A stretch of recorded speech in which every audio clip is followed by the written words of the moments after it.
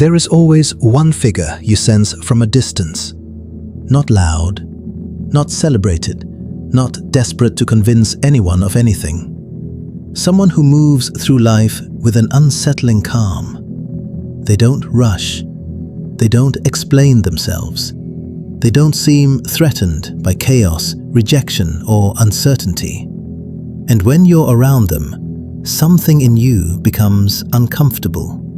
Because they are not trying, not to impress, not to dominate, not to belong. They've stepped outside a game most people don't even realize they're playing. And the disturbing thought creeps in. What do they know that you don't? You've done everything you were told would work. You pursued stability. You learned to adapt. You tried to stay ahead of regret. Yet there's a constant background tension in your life, a sense that something is always pending, that peace is conditional. But this man, this quiet figure, doesn't seem to live that way. He isn't free because life is easy.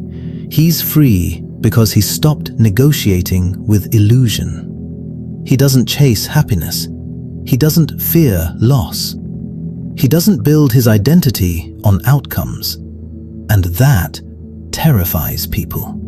Because if someone has figured life out, it means the rest of us might be suffering unnecessarily. It means the pressure you feel might not be fate, but conditioning. It means the constant striving, worrying, proving might be optional. So ask yourself something honestly.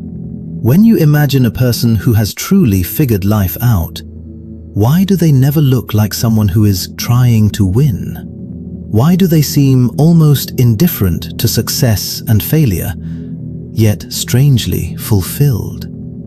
Because the man who figured life out didn't discover a secret.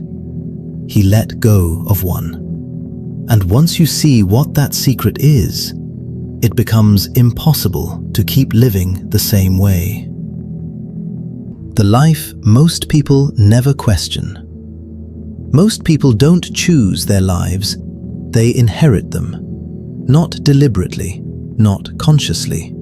They absorb expectations the way skin absorbs sunlight. Gradually, unnoticed. By the time they're old enough to ask what they want, the question already feels inappropriate. So they don't ask. They move forward instead. They learn what is praised, what is considered normal, what counts as success. They align themselves with these markers and call it direction. And for a while, it works. They stay busy, they stay occupied. They stay distracted enough not to feel the deeper unease. But the man who figured life out noticed something early. He noticed that most people were exhausted, not from effort, but from resistance. Resistance to uncertainty, resistance to loss, resistance to not being enough. They were fighting life constantly, trying to secure outcomes, trying to control perception, trying to guarantee safety in a world that never promised it. So he stopped. Not dramatically, not rebelliously, quietly. He stopped asking life to be predictable, stopped demanding fairness, stopped negotiating his worth through achievement. This didn't make him passive, it made him precise. He saw that most suffering wasn't caused by events, but by the mind's refusal to accept them. People didn't just experience failure. They argued with it internally for years. They didn't just lose relationships. They replayed them endlessly, trying to rewrite the past. They didn't just age. They resented time itself. He noticed how much energy was wasted on what could not be changed. So he withdrew that energy, not into isolation, into clarity. He asked a different set of questions. Not how do I win, but what actually matters if everything is temporary. Not how do I avoid pain, but what pain is worth enduring. Not how do I become admired, but who am I when no one is watching? These questions reorganized his life. He stopped chasing what demanded constant maintenance, status, approval, image, because anything that requires constant defense is fragile. He chose simplicity instead. Not poverty, not withdrawal. Internal simplicity. He reduced the number of things that could disturb him, not by numbing himself, by letting go of false expectations. He accepted that people would misunderstand him, that effort would not always be rewarded, that loss was not a mistake, it was part of the structure. This acceptance changed how he moved.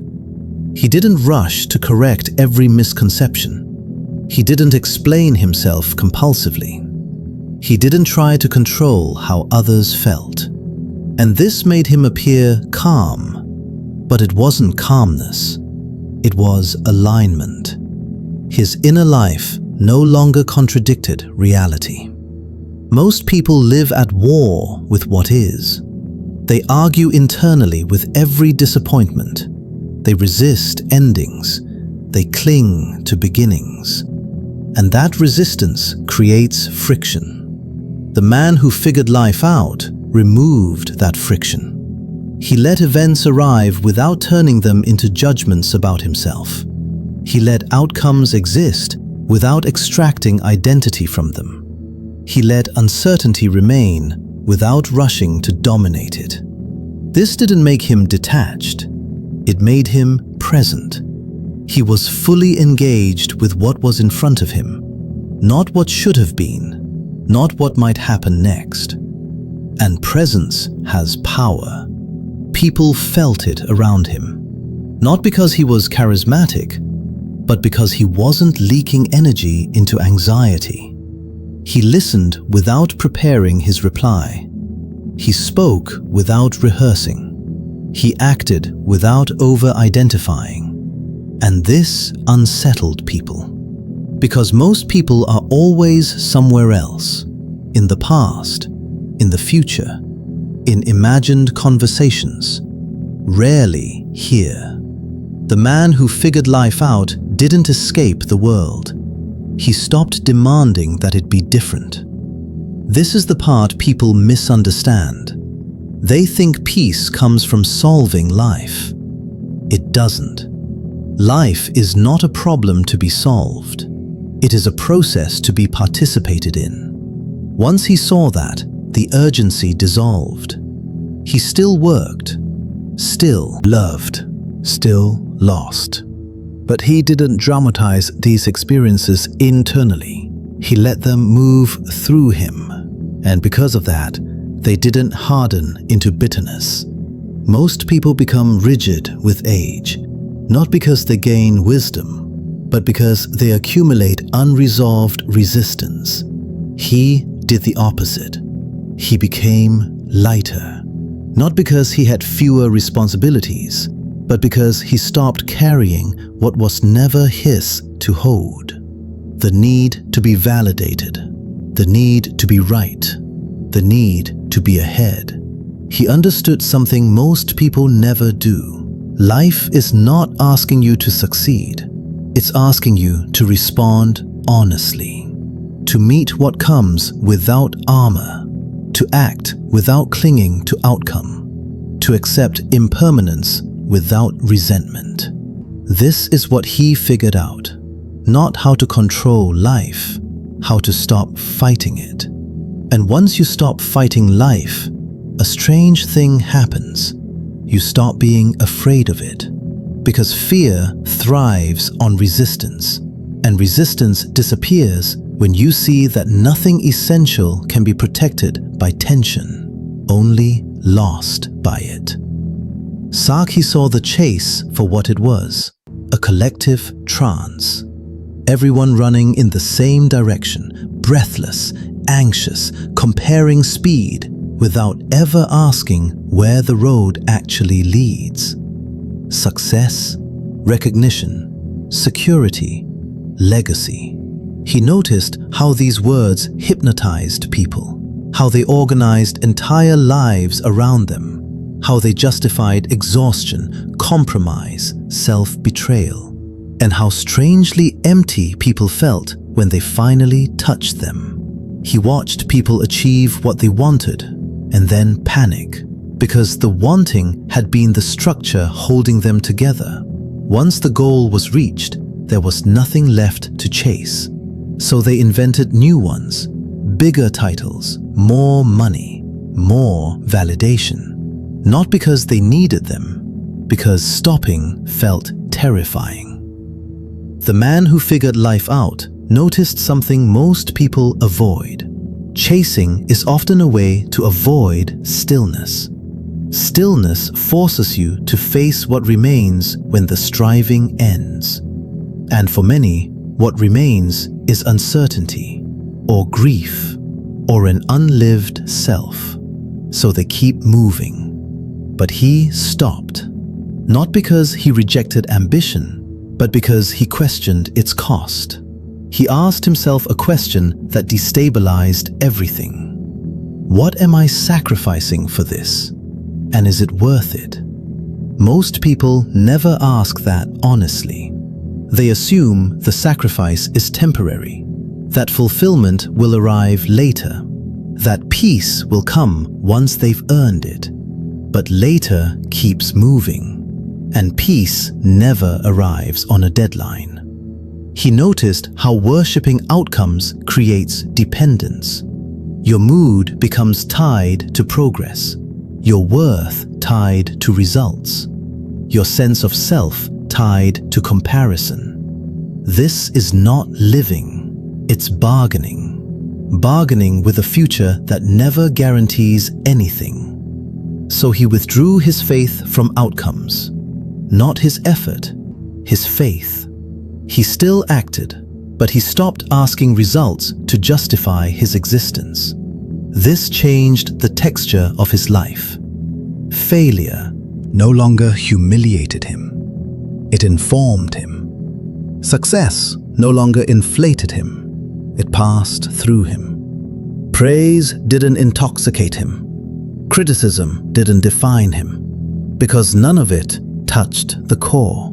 The core was no longer built on achievement. It was built on presence. He stopped competing for status because he saw what status costs. It costs attention. It costs honesty. It costs freedom. To maintain status, you must perform. To perform, you must monitor yourself. To monitor yourself constantly is to never be at rest. He chose rest instead, not laziness, inner rest. The kind that comes when you stop comparing your timeline to others, when you stop measuring your worth externally, when you stop asking the crowd for permission to exist. This made his life look unimpressive to some. He didn't rush milestones, didn't broadcast achievements, didn't explain his choices endlessly. And this bothered people, because his refusal exposed something uncomfortable, that much of what they were chasing was optional, that much of their anxiety was inherited, learned, maintained. The man who figured life out did not rebel loudly. He simply opted out of unnecessary urgency, opted out of performative success, opted out of borrowed definitions of a good life. And in doing so, he gained something rare: time.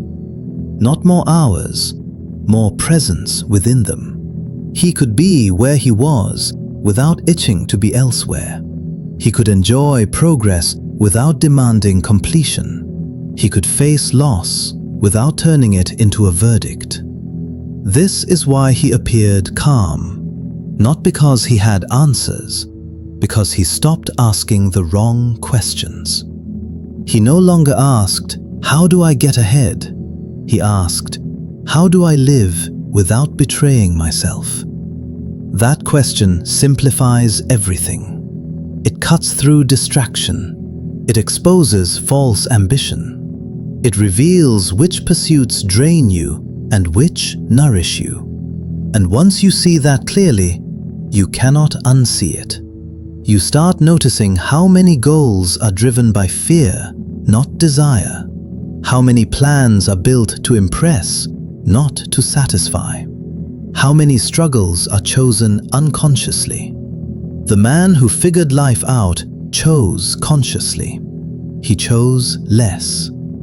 Less noise, less proving, less attachment.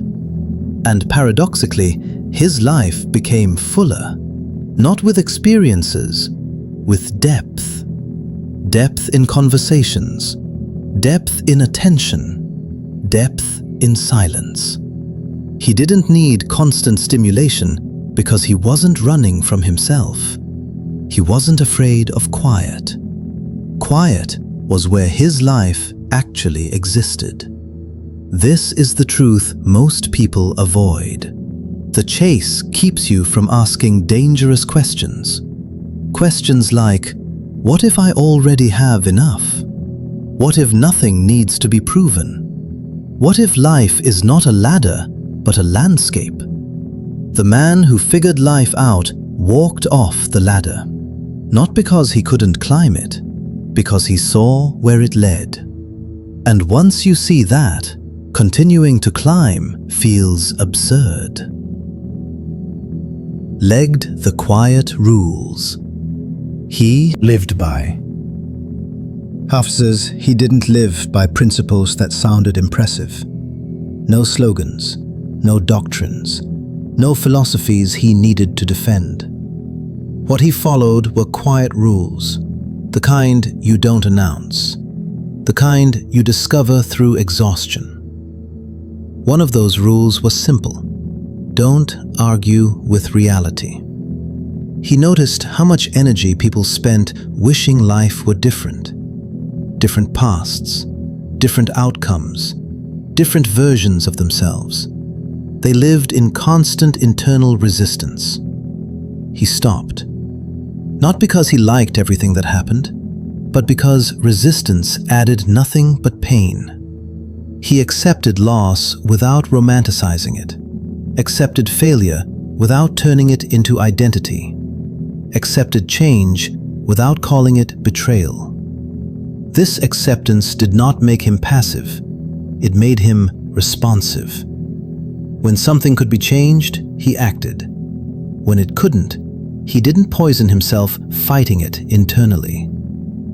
Another rule was just as important: don't borrow urgency. He saw how easily people absorbed the panic of others, the timelines, the expectations, the invisible race no one ever finishes. So he slowed down, not lazily, deliberately. He acted at the pace of understanding, not pressure. He noticed that most mistakes come from haste, from acting before clarity, from speaking before listening. So he waited. Waiting didn't make him weak. It made his actions accurate. When he moved cleanly, without apology, without second-guessing. Because he wasn't trying to outrun doubt, he let doubt inform him. Another rule governed his inner life: don't confuse thoughts with commands. He noticed how many people obeyed every thought they had, every fear, every impulse, every prediction. They treated the mind like a tyrant. He didn't. He listened, but he didn't submit. A thought arose. He observed it. He questioned it. He let it pass if it didn't serve reality. This gave him space. Space between feeling and action, between impulse and decision. In that space, freedom lived. He was not controlled by moods, not hijacked by anxiety, not ruled by craving. Not because he didn't feel these things, because he didn't identify with them. Another rule shaped his relationships. Don't perform intimacy. He refused to become who others needed him to be to stay comfortable. He spoke honestly, even when it cost approval. He listened deeply, without trying to manage perception. This made his relationships fewer, but real. No constant negotiation, no hidden resentments, no exhaustion from pretending. He allowed people to misunderstand him, because clarity without control mattered more than being liked. He understood something most people never do. Being understood by everyone is impossible. Being honest with yourself is not. So he chose the latter. And the final rule was the most radical. Don't postpone living. He saw how many people delayed life until conditions improved, until they were ready, until they were secure, until they were certain. And he saw how often that moment never arrived. So he lived now, not recklessly, not indulgently, presently. He gave attention fully. He chose deliberately. He rested without guilt. He didn't wait for permission to be at peace. He claimed it. This is why he seemed different, not because he escaped suffering, but because he stopped multiplying it. He suffered when loss came, but he didn't relive it endlessly. He felt fear, but he didn't let it run his life. He experienced pleasure, but he didn't cling to it. This balance made him difficult to manipulate, difficult to rush, difficult to shame, difficult to control. Because control requires leverage, and he gave very little leverage to the world. He didn't need to be admired, didn't need to be right, didn't need to be ahead. He needed only one thing: alignment.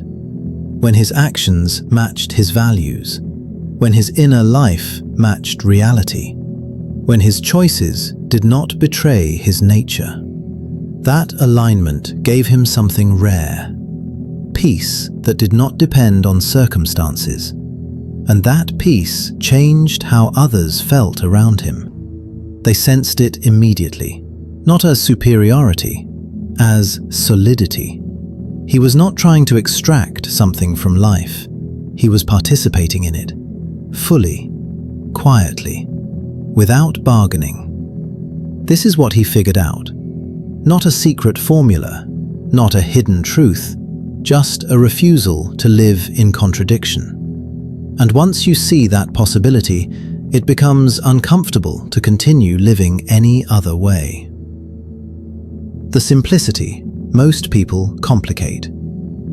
There is nothing mystical about the man who figured life out. He didn't transcend humanity. He didn't solve existence. He didn't escape pain. He simply stopped adding to it. He saw that most suffering is optional, not because pain isn't real, but because resistance multiplies it. He noticed how often people live against themselves, chasing what drains them, avoiding what grounds them, delaying life for conditions that never stabilize. So he chose differently, not perfectly, but honestly. He chose presence over projection, response over reaction, alignment over approval. And that choice simplified everything. Not externally, internally. He no longer needed life to justify itself. He no longer demanded certainty from uncertainty. He no longer postponed peace until success arrived. He lived without guarantees, and that made him free. Not free from loss, but free from fear of it. Not free from failure, but free from shame about it. Not free from responsibility, but free from false responsibility. He carried what was his to carry, and set down what never was. the expectations, the comparisons, the imagined judgments. This is why his life felt full without being busy, why he could sit in silence without reaching for escape, why he could act decisively without rushing, why he could be alone without feeling empty. He wasn't numb, he was whole. And that wholeness did not come from having more. It came from needing less. Less validation, less certainty, less control. What remained was enough. Enough clarity to act, enough humility to accept, enough presence to live. The truth is uncomfortable. The man who figured life out didn't find something extraordinary. He removed what was unnecessary. And most people avoid that removal because it threatens their identity. Who are you without the struggle, without the proving, without the chase? He was someone who could finally rest inside himself. So let this question sit with you, without rushing past it. If you stopped fighting life long enough to meet it honestly, what would you finally realize you never needed?